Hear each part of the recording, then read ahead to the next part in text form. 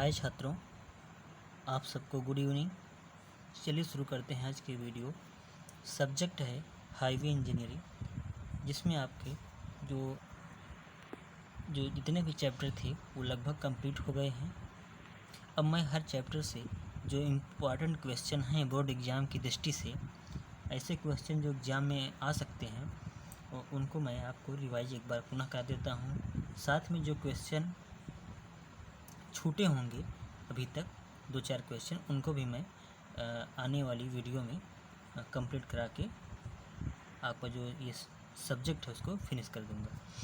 तो आज जो हमने क्वेश्चन उठाया है, लिया है क्वेश्चन, वह है सड़कों का आईआरसी वर्गीकरण। सड़कों का जो आईआरसी वर्गीकरण है वह क्या है, वह यह वर्गीकरण किस प्रकार किया जाता है। आईआरसी क्या है? Indian road Congress. तो इंडियन रोड कांग्रेस के अनुसार जो सड़कों का वर्गीकरण है वह हमें पढ़ना है। इस क्वेश्चन को हमने, जो आपका भी एग्ज़ाम पूरा हुआ है प्री बोर्ड का, उसमें हमने इस क्वेश्चन को दिया था। इस क्वेश्चन को हमें एग्ज़ाम में देने का उद्देश्य यह था कि आप इस क्वेश्चन को अच्छे से आप तैयार करेंगे और इसको अच्छे से लिखेंगे, क्योंकि यह जो क्वेश्चन है बोर्ड एग्ज़ाम की दृष्टि से महत्वपूर्ण क्वेश्चन है। कई बार एग्ज़ाम में पूछा गया क्वेश्चन है कि सड़कों का आईआरसी वर्गीकरण करिए। तो देखिए, सड़कों का जो आईआरसी वर्गीकरण है उसके आधार पर सड़कें जो हैं उनको निम्न 5 वर्गों में बांटा गया है। पहला है राष्ट्रीय राजमार्ग या राष्ट्रीय महामार्ग, जिसे कहते हैं नेशनल हाईवे। दूसरा है राज्य महामार्ग। राज्य महामार्ग का मतलब स्टेट, यानी जो राज्यों को सड़कें जोड़ती हैं, स्टेट हाईवे। मुख्य जिला सड़कें यानी मेन डिस्ट्रिक्ट रोड, जो मुख्य जिलों को जोड़ने वाली जो सड़कें हैं, मेन डिस्ट्रिक्ट रोड। अन्य जिला सड़कें अदर डिस्ट्रिक्ट रोड, यानी जो जिले के अलावा अन्य क्षेत्रों को सड़कें जोड़ती हैं, अन्य जिला सड़कें हो गई। अगला आपका है ग्रामीण सड़कें, यानी जो विलेज में सड़कें, गांव ग्रामीण क्षेत्रों में जो सड़कें बनाई जाती हैं वो हो गई आपकी ग्रामीण सड़कें। तो आईआरसी के अनुसार सड़कों को निम्न 5 वर्गों में डिवाइड किया गया है: राष्ट्रीय महामार्ग, राज्य महामार्ग, मुख्य जिला सड़कें, अन्य जिला सड़कें और ग्रामीण सड़कें।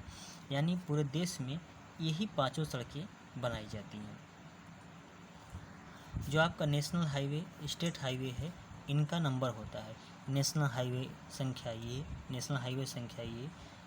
जैसे आपका जो इलाहाबाद और मिर्ज़ापुर जो हाईवे बना हुआ है, नेशनल हाईवे 35 है। ये 35 क्या है? क्रम संख्या है। और ये राष्ट्रीय महामार्ग है जो कि एनएच से दर्शाया गया है। आगे देखिए, यातायात के अनुसार वर्गीकरण, यानी यह दूसरा है। पहला है कि सड़कें कितने प्रकार की हो गई, ये हो गया।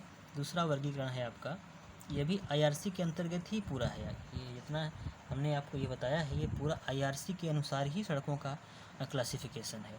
फिर आगे है यातायात के अनुसार वर्गीकरण। यातायात का मतलब सड़कों पर ट्रैफिक कितना है, कितने वाहन सड़क पर चल रहे हैं, उस आधार पर सड़कों का वर्गीकरण। तो पहला नंबर इसमें है, आप देख पा रहे होंगे, अधिक भारी यातायात वाली सड़कें। अधिक भारी यातायात वाली मतलब जिस सड़कों पर जो यातायात है वह अधिक है, वह अधिक भारी यातायात वाली सड़कों के अंतर्गत आएंगी। तो ऐसी सड़कें कहलाएंगी जिन पर 600 वाहन प्रतिदिन से अधिक चलती हों। जिन सड़कों पर 600 वाहन प्रतिदिन से अधिक चलते हैं, ये बड़े वाहनों की संख्या है। ये जो बड़े वाहन हैं, किसी सड़क पर 600 वाहन प्रतिदिन से अधिक चलते हों तो अधिक भारी यातायात वाली सड़कें कही जाती हैं। यानी उन सड़कों का निर्माण फिर उस प्रकार से किया जाएगा कि इतनी संख्या में वाहन चल रहे हैं तो सड़कों की घिसावट अधिक होगी, सड़कों के क्षतिग्रस्त होने की संभावना जल्दी होगी। तो उनका निर्माण उस प्रकार से किया जाए कि सड़कें अधिक समय तक सुरक्षापूर्वक चल सकें। दूसरा नंबर है भारी यातायात वाली सड़कें। यहाँ अधिक भारी यातायात वाली सड़कें थी, यहाँ भारी यातायात वाली सड़कें। भारी यातायात वाली सड़कें ऐसी सड़कें हैं जिन पर 250 से 600 वाहन प्रतिदिन चलते हैं। 250 से अधिक और 600 तक जिन सड़कों पर वाहन चल रहे हैं वह भारी यातायात वाली सड़कें कहलाएंगी। तीसरा नंबर है मध्यम यातायात वाली सड़कें, जिन पर जो यातायात है वो मध्यम प्रकार का है, यानी 70 से 250 वाहन प्रतिदिन जिन सड़कों पर वाहन चल रहे हैं वह मध्यम यातायात वाली सड़कें हैं। यानी इन सड़कों पर क्या है, यातायात कम है, तो इन सड़कों पर अधिक धन खर्च करने की आवश्यकता नहीं है। इस प्रकार से सड़कों का निर्माण किया जाए कि इतने वाहन सुरक्षित पूर्वक चल सकें। अगला है हल्के यातायात वाली सड़कें, यानी जिन पर यातायात क्या है, एकदम हल्के प्रकार का है, यानी 70 वाहन प्रतिदिन तक, यानी किसी सड़क पर 70 वाहन प्रतिदिन तक चल रहे हैं तो हल्के यातायात वाली सड़कें के अंतर्गत आएंगे।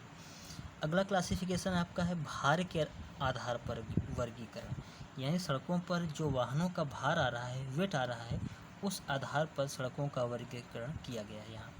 पहला नंबर है अधिक भारी सड़कें, यानी जिन सड़कों पर भार अधिक आ रहा है, अधिक भारी वाहन चल रहे हैं, तो वह कब कहलाएंगी सड़कें अधिक भारी वाली, जिन सड़कों पर जो वाहन चल रहे हैं 1500 टन वाहन भार से ऊपर चल रहे हैं। यानी ऐसी सड़कें जिन पर जो वाहन चल रहे हैं उनका वजन कितना है, 1500 टन से ऊपर, यानी इसमें वाहन का भी भार इंक्लूड है, प्लस वाहन में जो सामग्री भरी हुई है उसका भी वेट सम्मिलित है।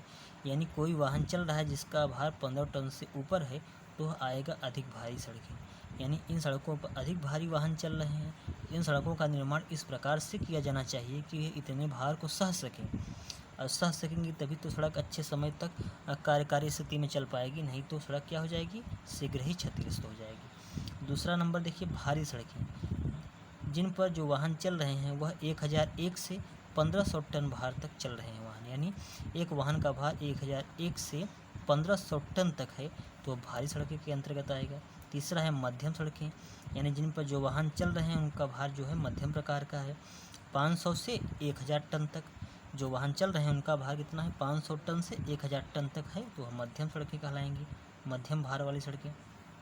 अगला है हल्के भार वाली सड़कें, ऐसी सड़कें जिन पर जो वाहन चल रहे हैं उनका भार 500 टन वाहन भार तक है, यानी 500 टन वाहन भार तक जो वाहन चल रहे हैं तो वह सड़कें कैसी कहलाएंगी, हल्की सड़कें। तो इन सड़कों का जो निर्माण होगा अधिक भारी सड़कों जैसा नहीं होगा, क्योंकि इन पर जो वाहन चल रहे हैं वो हल्के प्रकार के वाहन चल रहे हैं, तो इन्हें अधिक सामर्थ्यवान बनाने की आवश्यकता नहीं है, क्योंकि इस पर 1500 टन वाहन भार से ऊपर तो वाहन चल नहीं रहे हैं, इस पर चल रहे हैं कितना, 500 टन वाहन भार तक। तो इन सड़कों का निर्माण ऐसे ढंग से किया जाएगा कि अधिक इन पर लागत न खर्च हो। अगला नंबर आपका है सड़क सतह के अनुसार वर्गीकरण, जो सड़क की सरफेस है जिसे आप पेवमेंट बोलते हैं, तो पेवमेंट पे जो वाहन चल रहे हैं तो जो पेवमेंट की सतह है उसके अनुसार वर्गीकरण। तो इस आधार पर सड़कों को आप देखिए, पहला नंबर है कंकर बजरी या मूरम की सड़कें, जो सड़क बनी हो किसकी बनी है, कंकर बजरी और मूरम की।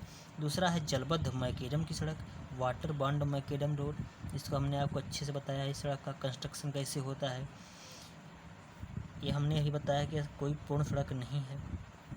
तीसरा नंबर है बिटुमन काली सतह वाली सड़कें, यानी यह बिटुमन की रोड है, इसकी सड़क की जो सतह है किसकी बनी हुई है, बिटुमन और प्लस गिट्टी के मिश्रण से बनी हुई है।